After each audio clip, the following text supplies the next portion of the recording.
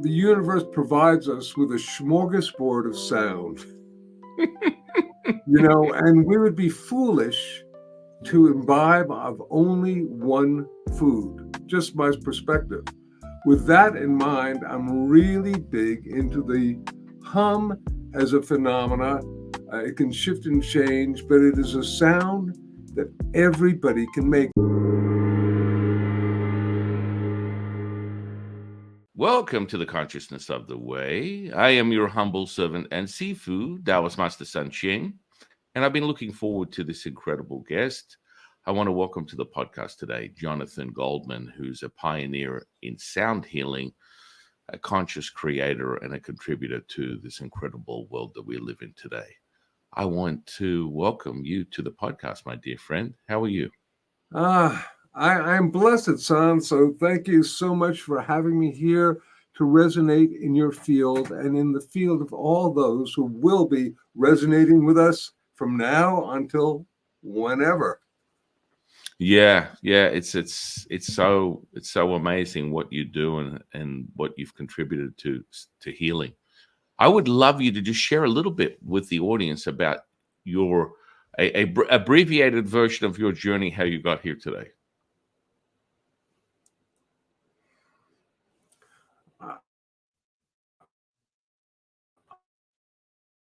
All right, I'm going to take my time a little bit for this one because it's a good story. Right. I hope. 1979, and I was playing in a rock and roll band. See a guitar in the background. I was strapping on my Stratocaster, getting on to the stage. I was playing in this club in Cape Cod, Massachusetts, with a band. And I started playing, and I looked out at the audience, and I became aware that the ambiance of the club was one of negativity and violence. Now, I was aware, Sam, that the alcohol and the other intoxicants that people were imbibing were helping really induce this ambiance of negativity, but I also knew that the music that I was creating at the time was helping induce this. And I had the thought, it was a life changer. It was almost like the light of God struck me at night. I had the thought, what if music can be used to make people feel better? And that thought in a week shifted about 10 degrees and became, what if sound can be used to heal? And from there, I was handed a piece of paper that had a workshop on it by a beloved woman who became a dear mentor, friend, and she's the godmother of my son. Her name was Sarah Benson. She passed on to the higher realms, but she was truly an angelic form. And I did a workshop with her. My life was changed, and I began to really see the potential of using sound as a healing modality. I, from there, created an organization called the Sound Healers Association. I then went to Lesley University, where I got a master's degree researching the uses of sound music for healing. I turned my record company, which was a new wave label, and turned it into a new age label, but I didn't have to change the title because the company was called Spirit Music. So there we have it, and life has continued to be an extraordinary journey from there. So that now it's been over 45 years, and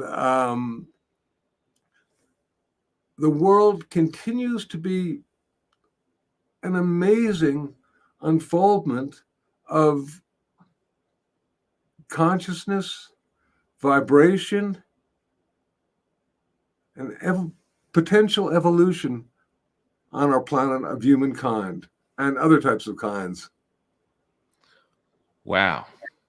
Well, it's so interesting watching that evolution. For me, sound has been an integral part within a Taoist seeker's cultivational practices for, I don't know, let me be conservative, 100,000 years, and this is where people get all twisted, and well, there's only documented 6,000 BC recorded pictographs of information that was logged by the original founder of Taoism, which was a guy by the name of Yellow Emperor. Yet we all understand being part of this perfection from a Taoist perspective, and sound is like this incredible symbiotic relationship that you have with consciousness. And what that really does, that somatic experience creates that basically synchronizing, regulating of your now moment. You know, you're having that now moment. And so when you're able to regulate that, which would come in the form of terminology more congruent with the word resonance, you obtain whatever it is that you are resonating at from some sort of new age potential manifesting coach terminology, right? Where it's like, hey, let's get into the manifestations portion. Well, you know, I assume from the incredible insight that you have and all the tonkas and the amazing energies and spirits that are around you, that you have gone deep into that yogic world, or a world that's alternative, that might be a little bit more ancient, like some type of like Hindu practices or cultivation of some kind, using things called chakras. And, you know, magical things take place, my friend. Well, they do. And it's interesting. Are you familiar with the being called Montauk Chia? I have heard of Montauk Chia. Not too familiar with Montauk Chia. But he was, I know. Go ahead. About 30 years ago, he did like a certain opening of my microcosmic orbit, which was his trip. And I thought that was a pretty interesting thing. You know, from my perspective, all the different traditions are ultimately the same. Most of these are Buddhist, some of them are Hindu. Really, they're all the same, though. I mean, the aspects. I'm going to dive right into this right now. I think compassion is the most important thing that we can manifest on this planet at this point in time and space. And whether you're going with the Avalokitesvara or Tara or Kuan Yin or the Virgin Mary or Jesus or whomever, it doesn't matter who the being is. The energetic field that they create and the resonance and the consciousness that manifests from that is all that matters. Yeah, I would agree. I think it comes down to the good old expression: the proof is in the pudding.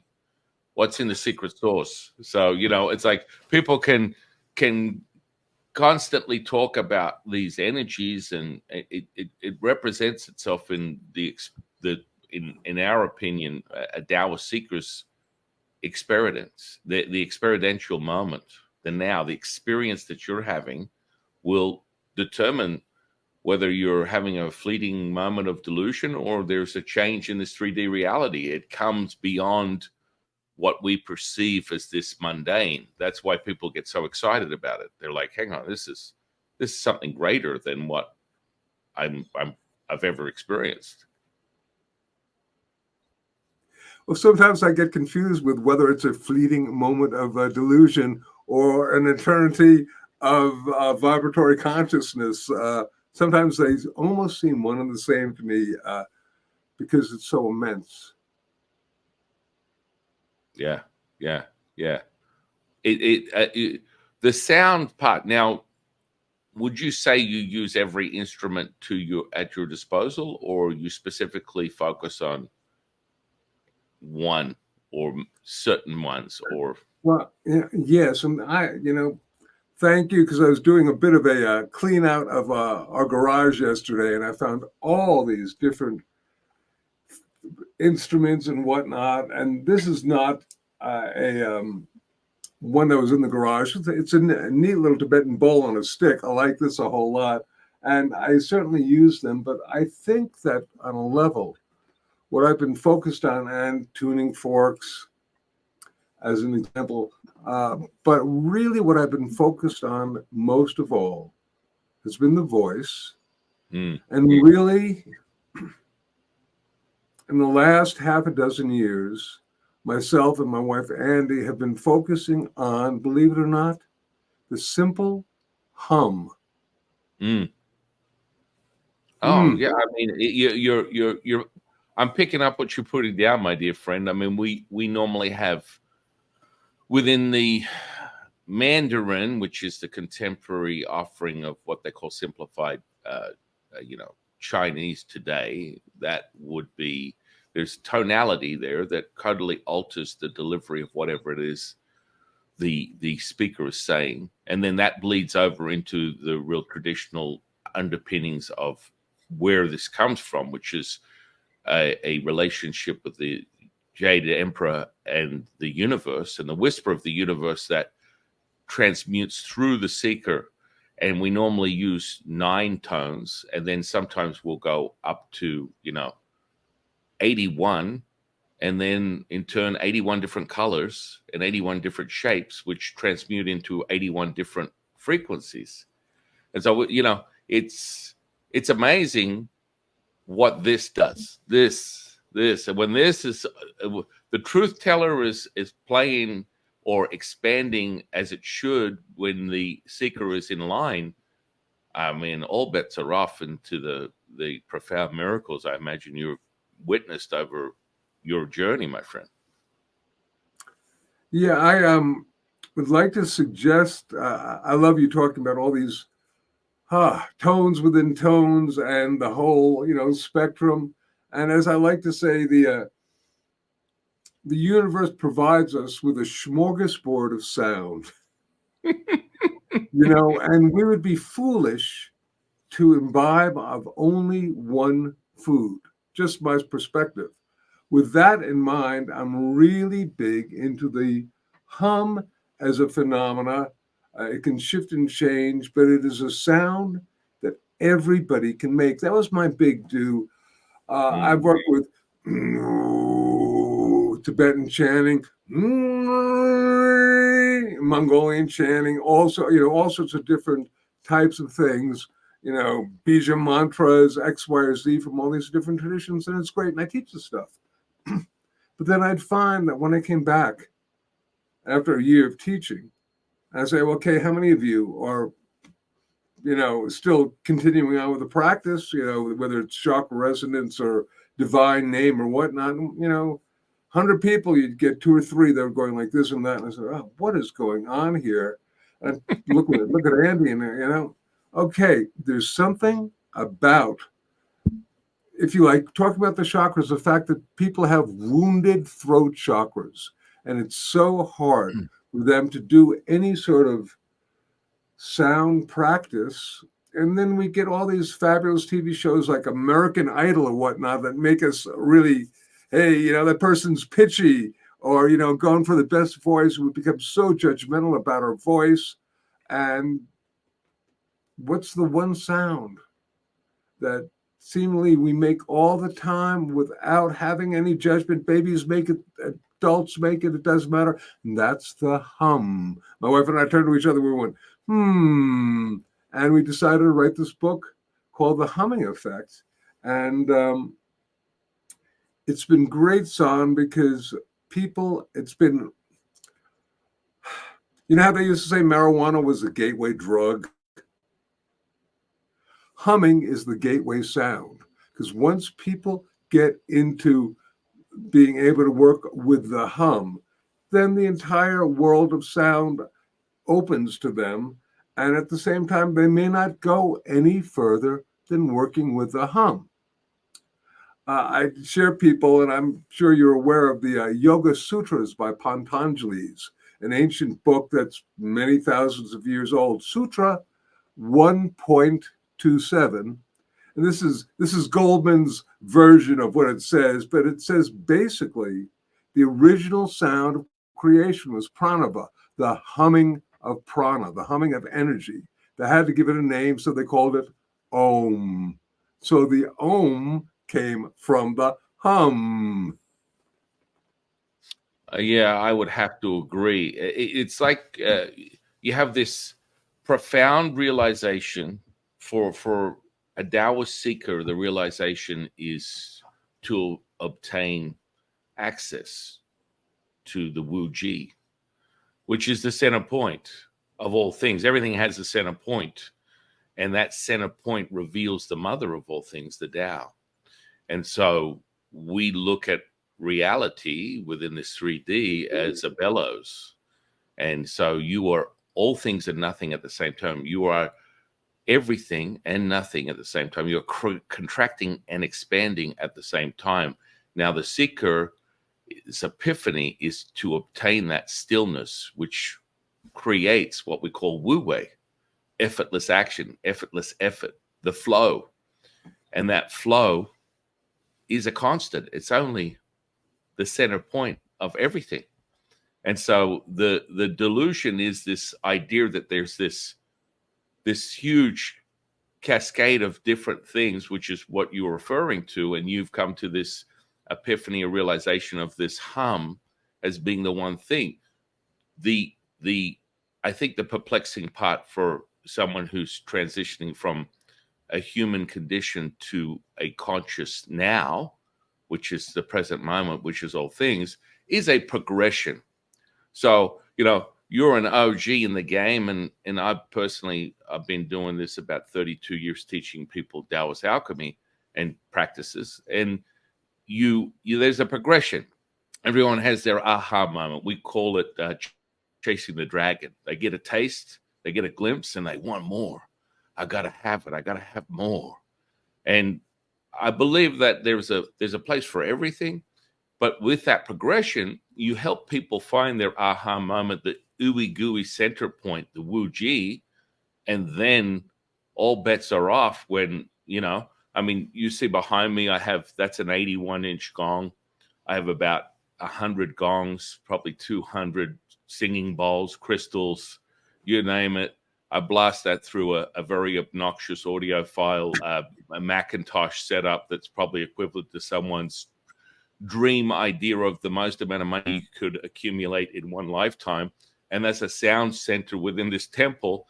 And this is all beautiful, but the reality is that aha moment, that Wu Ji, is where you will reveal it all to yourself, and you will return home to who you really are. So I am digging what you're putting out there, my dear friend, because it is that the hum, what's right in front of you, that seed of just all things. So from a Taoist, it's a cycle.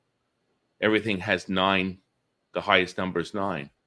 You get to that point and you cycle, from concept to creation of life is 9 months. You can't make this stuff up, but it's still that center point. It's, if you like, I like very much what you said, because a number of things. I'm going to, pop into one of the things, but I'd like to share with you my, if you like, awareness of what I call the 4 pillars of sound healing, which actually comes from the 7 secrets of sound healing. And I'm sure I could create the 9 manifestations of the vibrational tone. But I'm going to do the 4 pillars of sound healing simply because the last one is actually something you talked about right before, which I'm going to give it the first, but it's actually the last. And it is that silence is golden. Because so many people, as they get into the field of sound, become enamored by the power of sound. They become so enamored that they don't realize that you need, if you like, silence is the yin to the yang of sound. They are a composite. With just one, you do not get the complete picture. And it's so mandatory. And you were, suggesting something like that. And I wanted to say kudos to you, because that's such a major key secret. And that's the last secret. I'll go to the first, the other 3 if I can, which is then an amalgam of 9. We're okay. So the first one simply is that everything is vibration. From the electrons are moving around the nucleus of an atom to planets and distant galaxies, everything is in a state of motion. If it's in a state of motion, it is potentially putting out a vibration. And as our ancient mystic masters have told us, and as our quantum physicists are now talking about string theory, everything is in a state of vibration. And that includes our body. Every organ, every bone, every tissue, every part of our body is in a state of vibration. And when we're in a state of health, we say we're in sound health. Every part of our body is putting out some sort of natural harmonic frequency, and we're like this overall orchestra that is sounding the symphony of the self. But what happens if the second violin player loses their sheet music? Pretty soon the entire string section sounds off. Pretty soon the entire orchestra sounds off. And this is, if you like, akin to a part of our body vibrating out of its natural ease, out of its natural harmony. We say it is diseased. And one, at least, of the major, if you like, focal points of using sound for healing is simply to put that part of the body, mind, or spirit back in balance. It's that simple, but that is also, from my perspective, most of the alternative medical practices, whether it's homeopathy, acupuncture, chiropractic, or whatnot, have that concept of putting things back in balance. Do you agree with that? Oh my goodness, we are on a topic that I live and die by, my friend. But you know, yes, 100%. I mean, when you create the harmony within your micro of your macro, as that truly is the understanding of the center point, which is basically your emotions are expressions of the order or disorder within your universe. And so when you regulate the universe and you're creating the symbiotic harmony that comes with the sun, which is the upper dantian, the earth is the middle dantian, the moon is the lower dantian for a Taoist, you create this you know, nidan, which is internal alchemy, which creates the harmony. And so all of a sudden, everything that you do, think, or say is an expression of the mother, and miracles take place. So that harmony is abundant, timeless, endless, limitless, infinite. And that's how you look at people, look at you as if everything you touch turns to gold, or people become instantly healed when they're around your very vibration. Well, I always remind people, you know, it's an experience of distortion within this 3D reality. And when you put your intention to anything, it turns from light to wave to matter to particle, creating energy. And that energy has a vibration. That vibration has a frequency. That frequency, if met with the resonance, oh, yes, it will be yours. Oh, yes, it will. That resonance that's the secret sauce, baby. Just saying. So, Stan, I think Stan, I gotta say, you just jumped into the second secret of sound healing, but I'm not going to go there yet. I just want to bring this to a little bit of conclusion in terms of the vibratory nature of the world, and just something that I like to share with people as an overall gestalt. That there are two ways that sound affects us on a physical level. One is called psychoacoustics. That means the sound goes into our ear, into our brain, into our nervous system, affecting our heart rate, our respiration, and our brain waves. When we listen, it's the ear. The other is called vibroacoustics, and that is when sound goes into the body, affecting us on a cellular level, going down to our DNA, etc. And I didn't make this up. Here's a quote from the New York Times, February 8th, 1988. I remember that date because there were a lot of 8, not 9s, but a lot of 8s. And as a sound shaped into dazzling tool can make, break, or rearrange molecular structure and levitate objects. From the New York Times. We do not have time to explore levitation right now, but isn't that intriguing? Oh, 100%. 100%. I mean, the gateway entry level is that well, we can pronounce it any way you want. The vagus nerve, the vagus nerve, the maestro to your orchestra, that you can split hairs with a neurologist that could potentially tell you that You don't have any control over your spleen, but I'm sorry, once you're a master of internal alchemy, you can control the 50 trillion cells within your physical body and turn into superhuman potential that is an expression of the universe. So I agree with you 100%.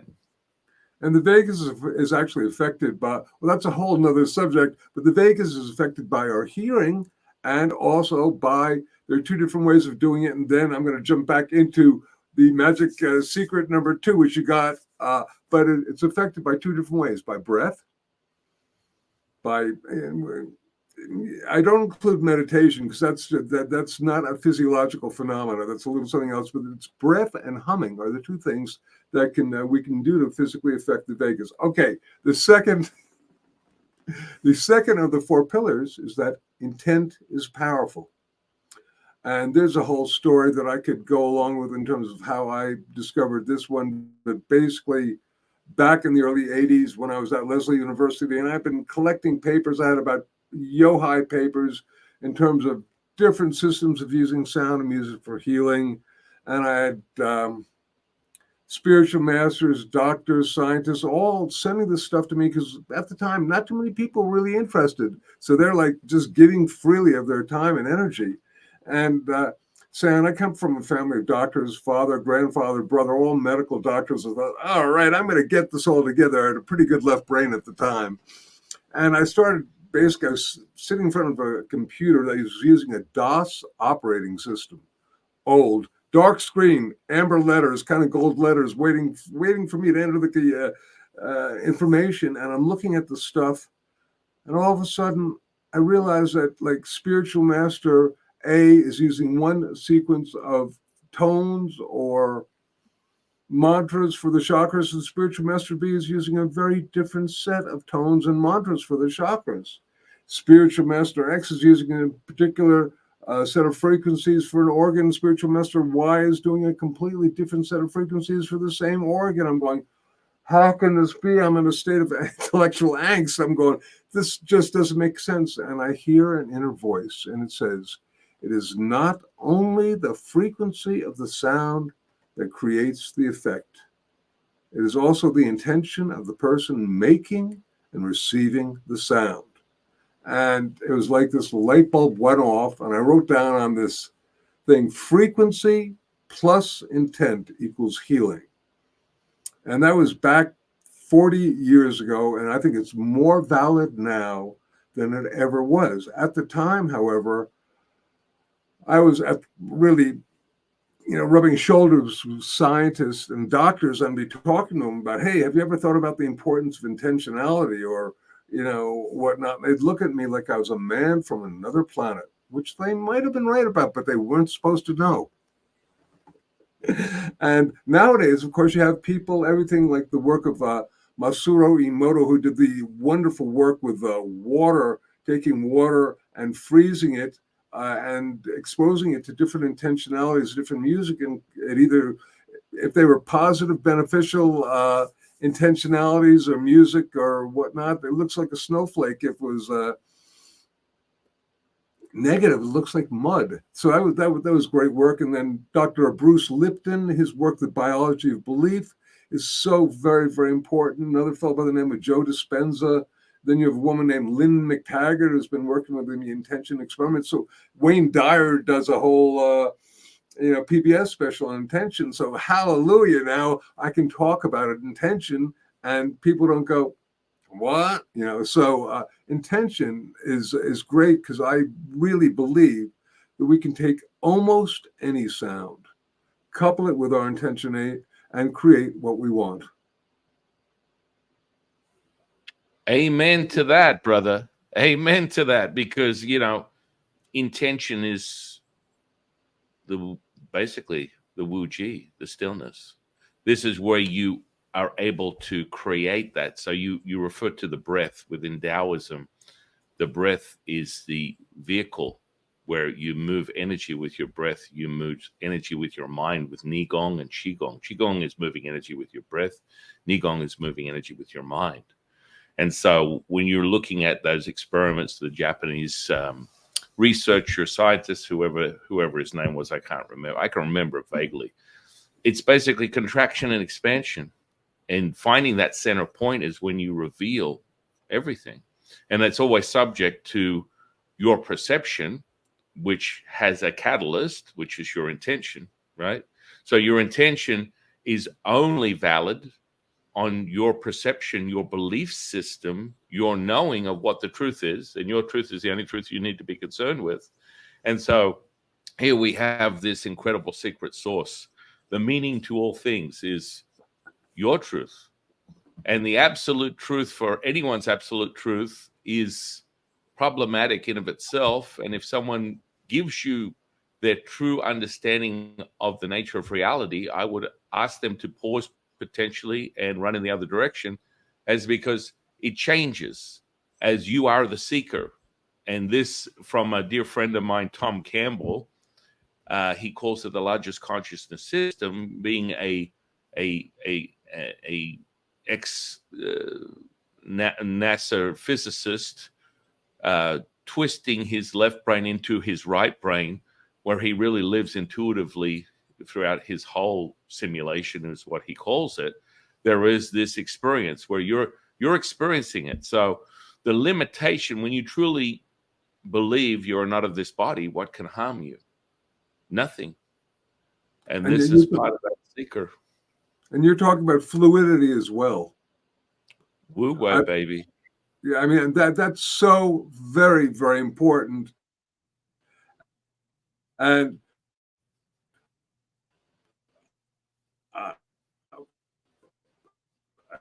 acknowledgement of the fact that fluidity is going to be come back. Here we are back. Fluidity. We disappeared and then we came back. That was a manifestation of fluidity. Okay, so I just want to go into the last of the four,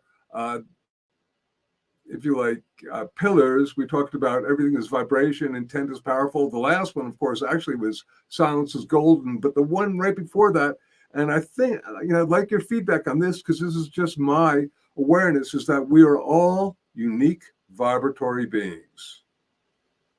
And I begin saying that, I say, okay, how many of you, and when I, am in a large group, are allergic to penicillin? I use this as a metaphor, and usually anywhere from 5 to 20% of people will raise their hand. I say, okay, penicillin is a vibration or a series of vibrations, and for 80% of you, it's going to be healing, but for up to 20%, it can be toxic. And I think this is a great metaphor for the fact that not everyone reacts the same way to everything. And that includes sound, food, and what have you. And therefore, we need to empower ourselves with realizing how these different vibratory affects affect us, and to honor ourselves. I throw it back to you, my friend. How does that resonate?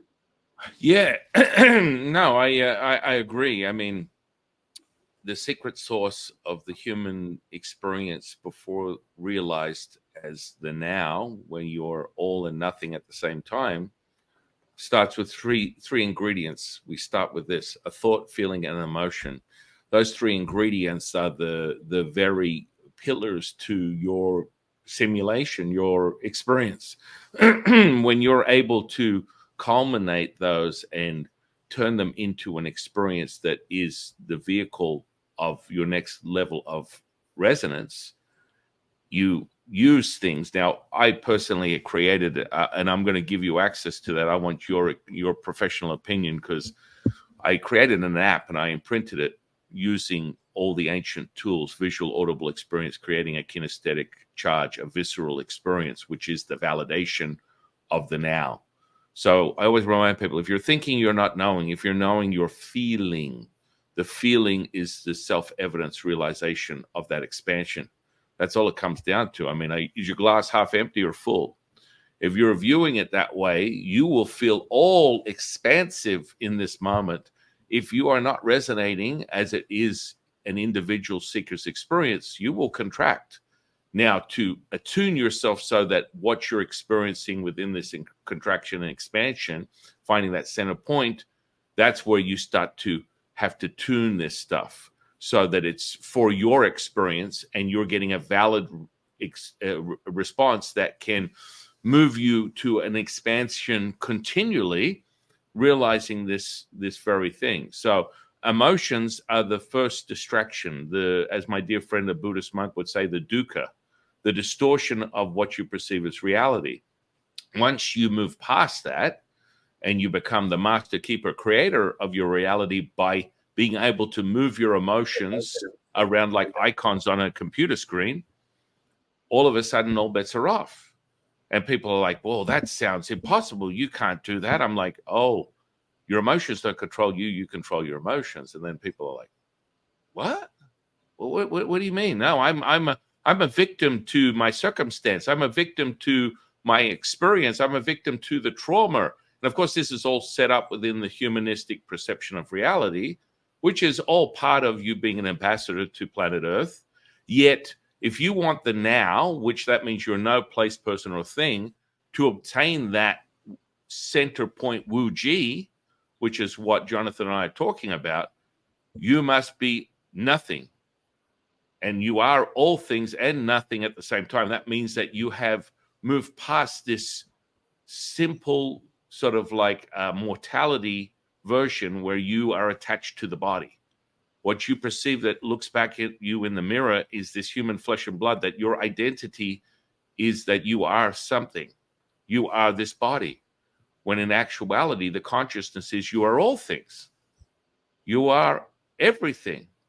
And that's conceptual. And that's where that feeling makes it valid. And you being able to master that through finding your center point, however that is, then you're able to create incredible magic. So the app I created is about 2 years worth of material. Within the first 9 weeks, someone will take that and you can be John Blow, the janitor of McDonald's, or the CEO of Fortune 500, or you could be the Dalai Lama. You will regulate your energetics, you'll regulate your emotions, and you'll have complete control over that. And then you walk away with a mastered skill that will never leave you because it's integrated deep within your neurology as a tuning fork within the universe of this reality. So it's a visual, audible experience creating a kinesthetic charge. And that's your validator. You become, people get, they turn it on and they go, oh, I just want to feel better. I want to have a sense of my reality. They hit play, and within a few seconds, they feel like they've had 5 pina coladas, a full body massage, and 10 days in the Bahamas. A lot of them pass out and they wake up and go, what happened? Because you were so not regulated, you were irregular, your energy was so off that you go through the spectrum of you either hit a high gamma or a low epsilon brainwave, and you will just go offline. Now, on an unconscious level, you're still embedding this information deep within the core of who you are.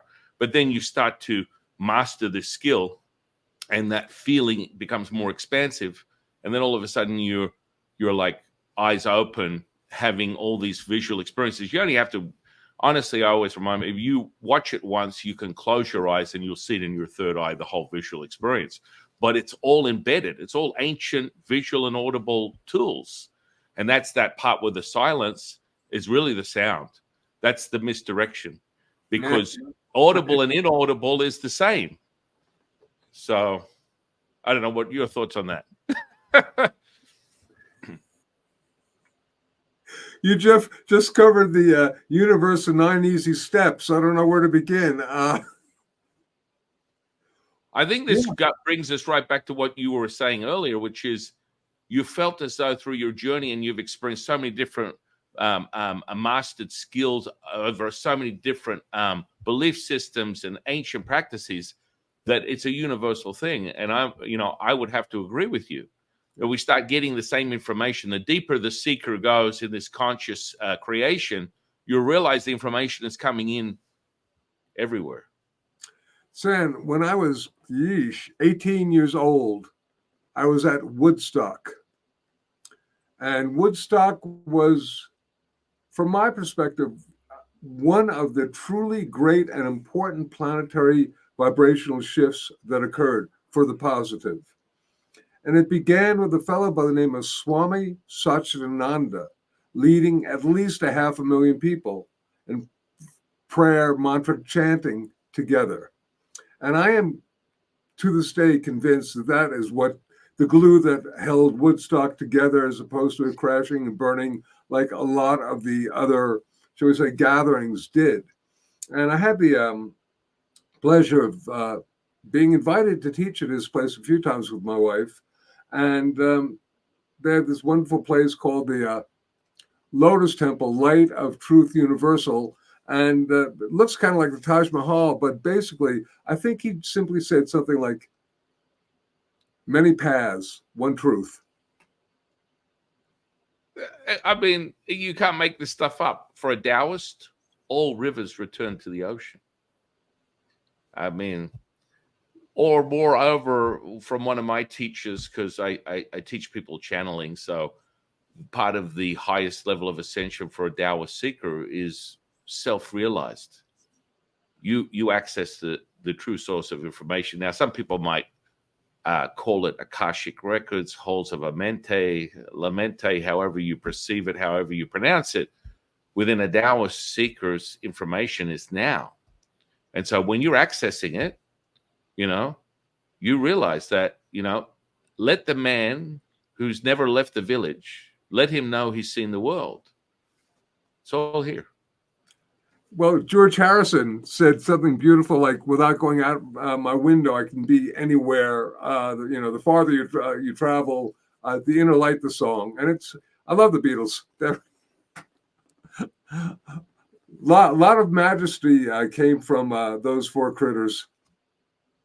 Well, yeah, I mean, they deciphered this whole off-putting 440 hertz irregularity. But then again, honestly, once you really step out of the fear, you can take a 440, 432, whatever you might consider something irregular, and turn it into something completely magical.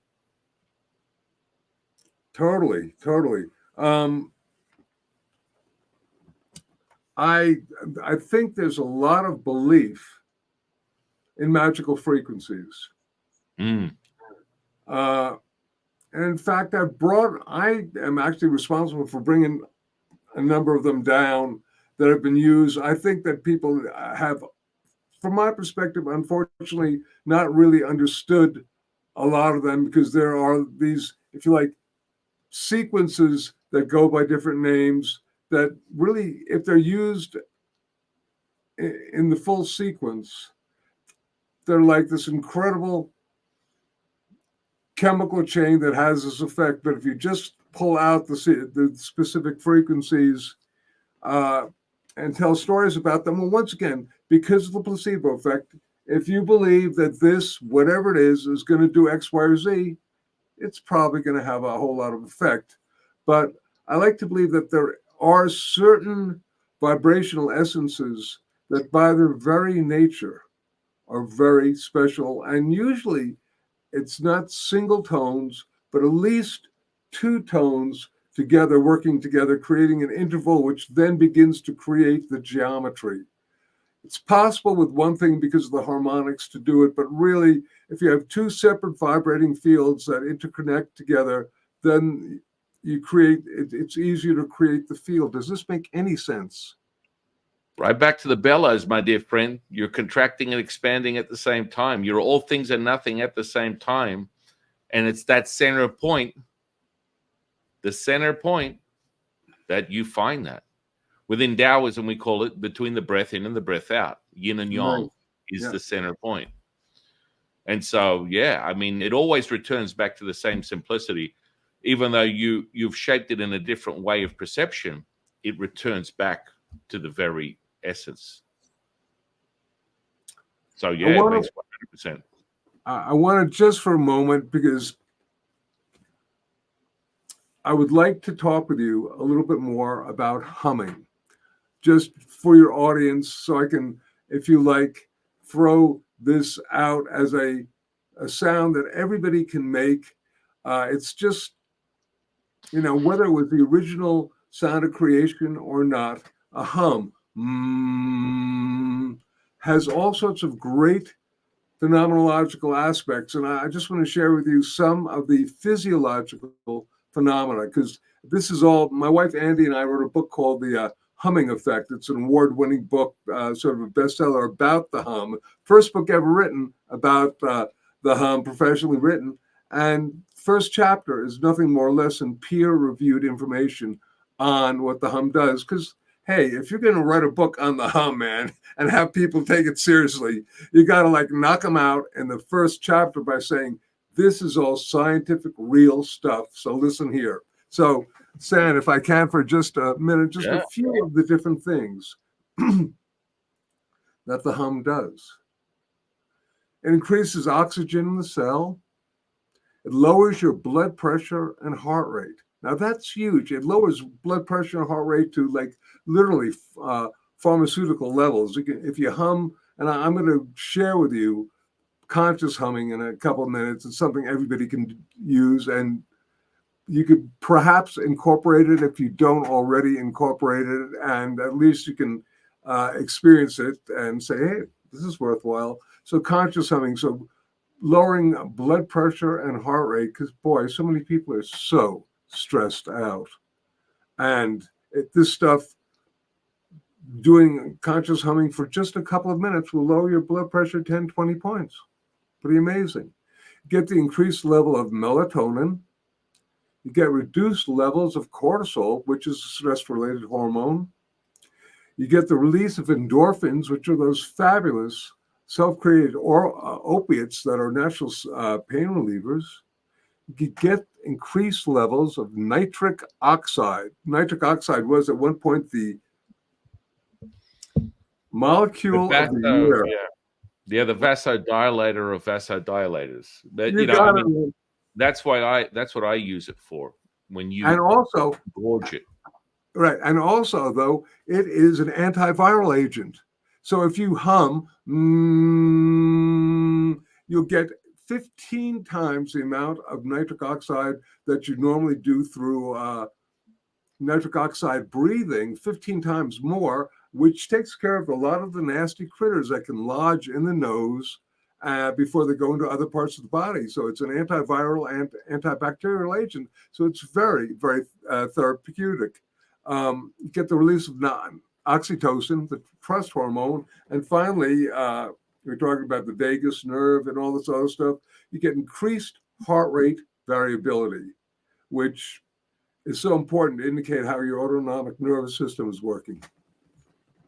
Yeah, I mean, people go down that path of, I always refer people to, if they're in their head and they need to decipher how this magical stuff of visual audible experience creates a kinesthetic charge, you can go down the rabbit hole of heart math and heart rate variability within that system of understanding how to create that coherent realization between the brain and the heart. But, I mean, this is a part where I get my personality gets involved when you get people that are insightful, but they take it to another degree from indigenous practices, because our dear friend, as you mentioned,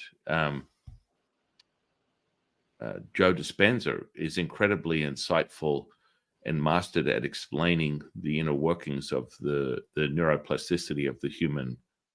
And so when he applies that, he can make it sound very sexy, which is very ancient indigenous sort of like realization that I can show anybody who's a layman, who's never had an energetic experience of their life, even though it's a constant, they can experience it quite quickly.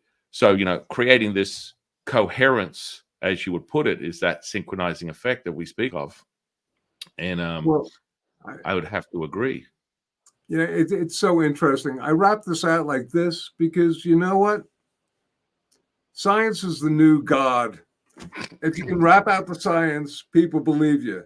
If you talk to them about X, Y, or Z that's coming from other dimensionalities, it's a lot harder for them. And so this is my way of getting through to the average Joe And I like, and the heart rate variability and the heart brain coherence, yeah, it's, but for a lot of people, it makes sense. And it teaches them perhaps how to generate some more kindness and compassion, particularly if you couple it with sound. Mm. Yeah, I mean, I greatly appreciate the insight, but I'm a show me guy. I'll take the Pepsi challenge with anybody when it comes to this stuff. You gotta bring it. It's like, it's all conceptual, sort of like da da da da da, which happens with most people. And I think you're an incredible example of showing people through your own journey as an experiencer and as a teacher, to have them be able to embody that from a visceral level, because that's what this does. It has a visceral response. Dan, So I always say, if you don't experience it, then it's not real. yes, Bottom line, if you don't 100%. experience it, then it's not real. Right, right. And I mean, that's really the validator for someone who may hear a bunch of. I always tell people, if you come from neurology, psychology, biology, physiology, you are limited. This is like having this absolute, like, my football team, my belief system is the ultimate. There are a million ways up the mountain, as we keep referring over this conversation, that there is no absolute. The absolute is within the seeker's realization of their truth that determines what that is. That makes it real for them. So when you have this sort of like, this is it, it becomes problematic for most people. And it always comes back to the feeling. And when you have that feeling, then it doesn't matter how insightful you are, how book read you are, how experienced you are, how much you know, how much you don't know. You will be able to go, oh my goodness, I walked into the room and I didn't like the energy. I mean, this is language people use that, and I've come across many people in many different faiths, specifically Christian faith, where they're a little apprehensive when it comes to energetic, yet they use this type of language. I just don't like the energy in the room. I don't like that person's energy. And I'm like, do you know, you just mentioned that, even though you're not a believer in energy. Oh, I did. Well, maybe there's something in the process. Or how you can shift it with your Yeah. sound, with your consciousness. Indeed, clearing the energy. That my wife and I, Andi, do a sound satsang, and last month our subject was fields of sound. And this month it's on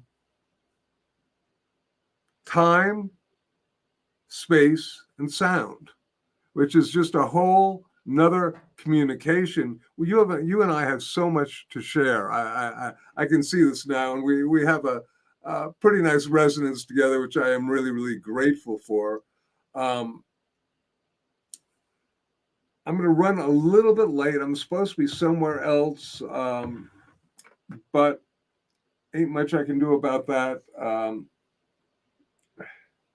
Yowza. I'd like to talk to you for just a bit about conscious humming, so that people who are watching this will perhaps be able to take this away from, as an experience. And the first thing to do conscious humming, we talked about all the therapeutic aspects of this and that, but the first thing you want to do is check yourself out. How are you feeling? Because if you're going to be doing something, you need to know where you were to see when you get to another place. The second thing is nice, deep, relaxed breath. You are a master of this, don't need to tell you, but this is just something you can perhaps share with your students as part of the conscious humming protocol. Well, any of the students, the OGs of the channel, the 126ers, which is the app that I share with people, they're all experiencing. They love this conversation I have with conscious creators like yourself. So they're experiencing the visceral, energetic potential of our conversation. And, we're as high as a kite, my dear friend. And we're still going. All right, the next one. In order to hum, you got to have your lips closed. Now, this may seem obvious, but somebody goes, I can hum with my lips open. I said, great, how? No, Are you ready to play a game with me? Yeah. Okay, hum with your lips closed and pinch your nose. Mm.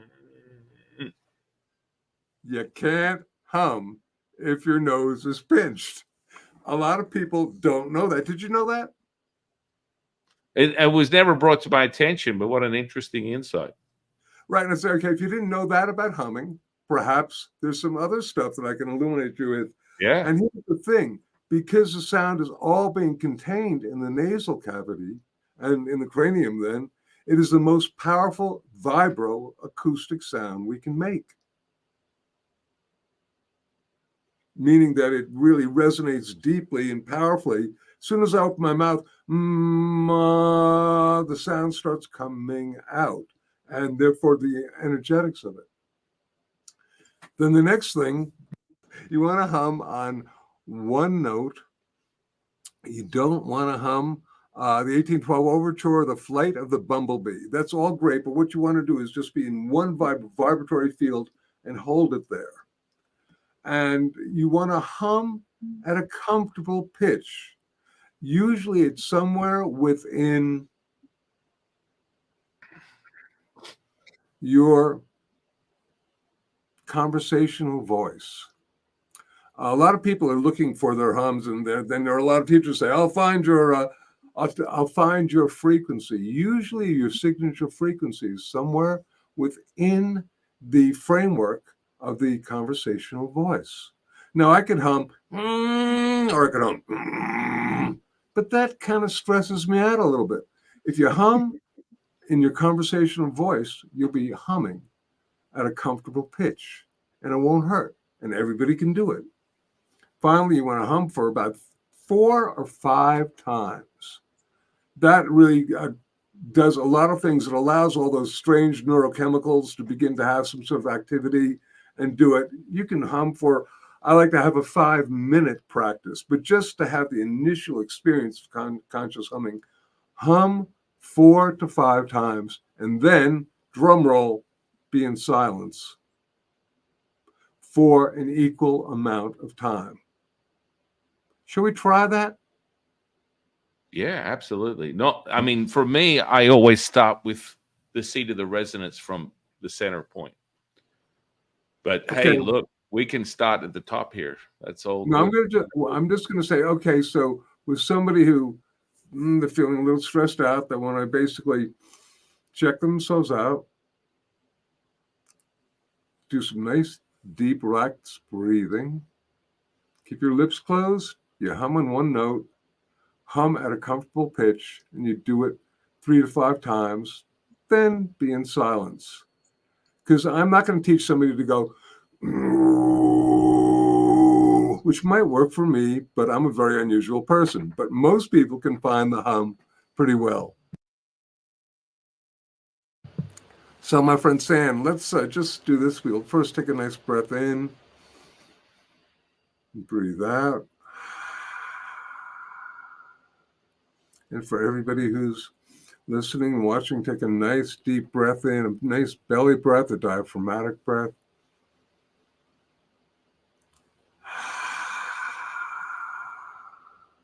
And this next one, we're going to make the first of 4 hums. Nice, relaxed.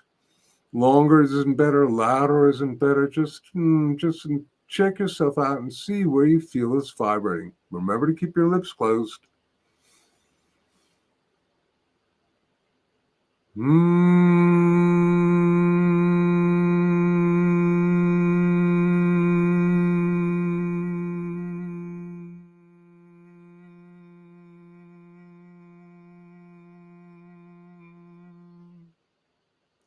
Taking another nice deep breath.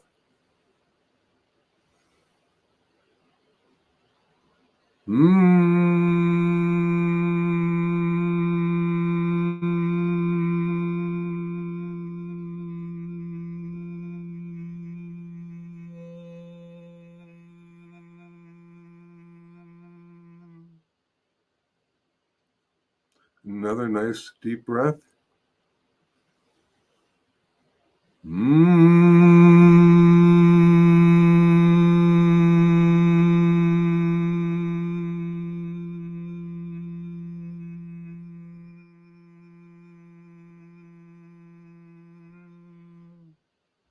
And for right now, just one more.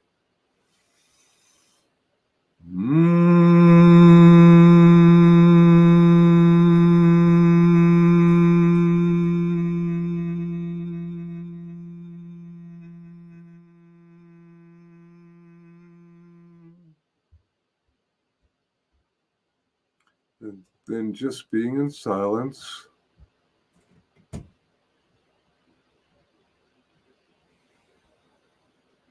Continuing to deep breathe.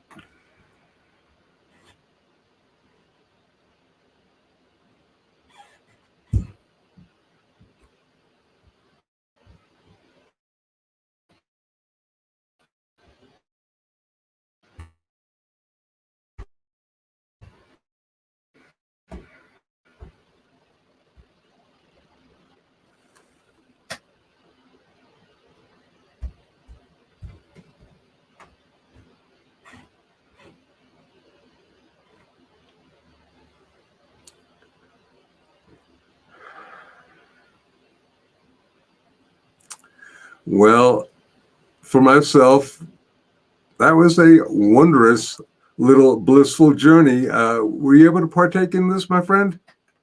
Yeah, I was just doing the inaudible version, and I was coupling it with yours. So Yes, the effects of that from a mirror perspective is just expanding on that. You connect. We are the same. You are me. I am you. So for all the students, that's just a technique that I teach people how to sort of get high on other people's supply. But yes. in essence, you're replicating it because you are me, I am you. So it's all the same.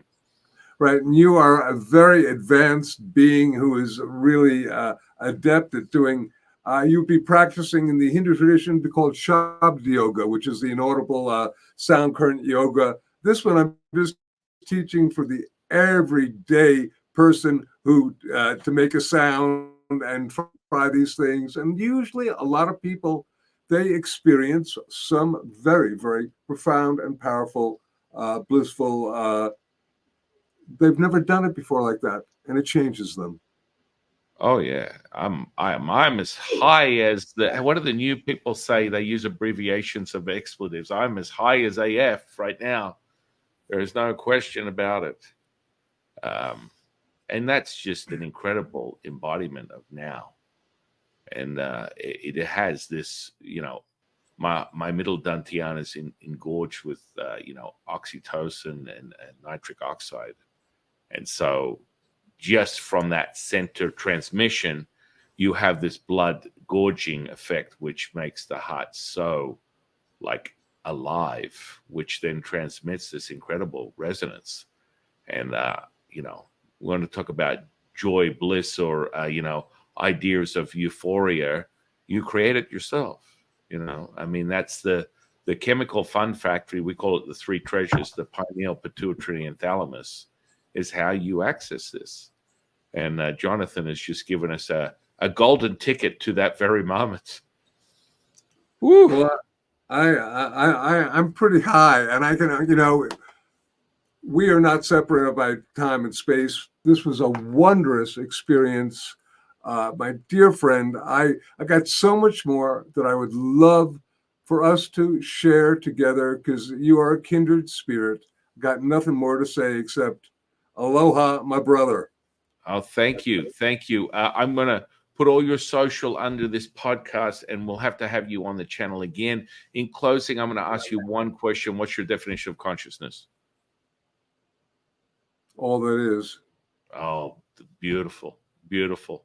I've never heard the same in hundreds of podcasts. I've never heard the same answer. It's always the now. It's beautiful. I can't wait for part 2. I can't thank you enough for sharing your time with me today. I want to thank you for being here.